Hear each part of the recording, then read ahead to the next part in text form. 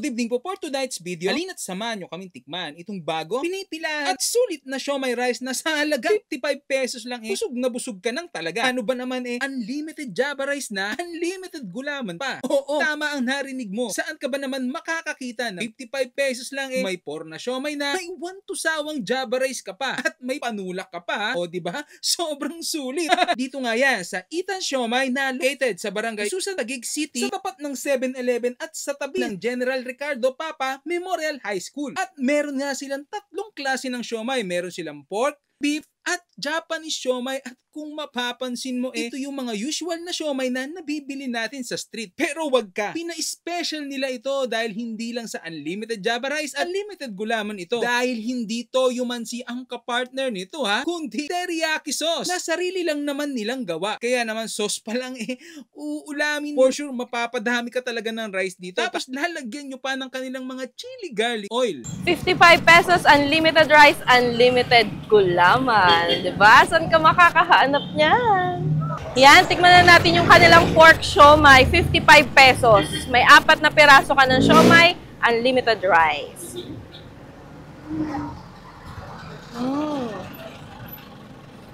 Tapos, susubo mo ng rice.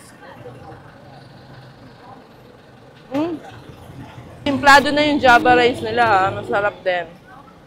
Tapos yung kanilang sauce, hindi siya the usual na toyo mansi lang. May pagka-teriyaki.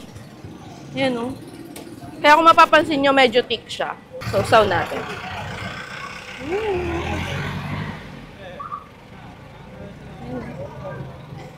Diba? Sarap.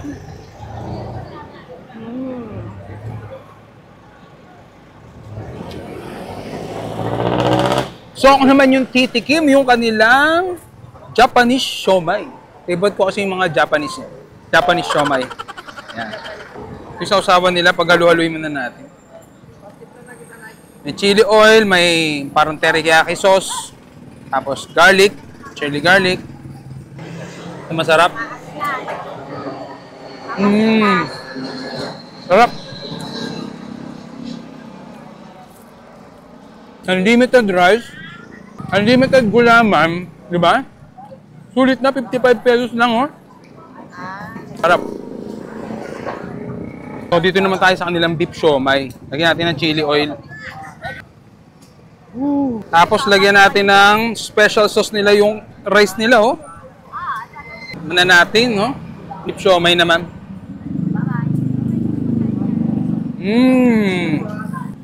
Mas masarap siya. Almost pang student meal na malakas kumain sa rice. Panalo to. 55 pesos, unlimited rice, unlimited gulaman. Yun na nga po, sobrang sulit naman talaga. At busog na busog ka dito. Kaya naman sa mga tight ang budget dyan, malakas kumain para sa inyo talaga ito. Open nga pala sila ng 11 AM to 8 PM. Kaya naman perfect ito pang tanghalian at punan. So paano? Hanggang dito na lang. Paalam!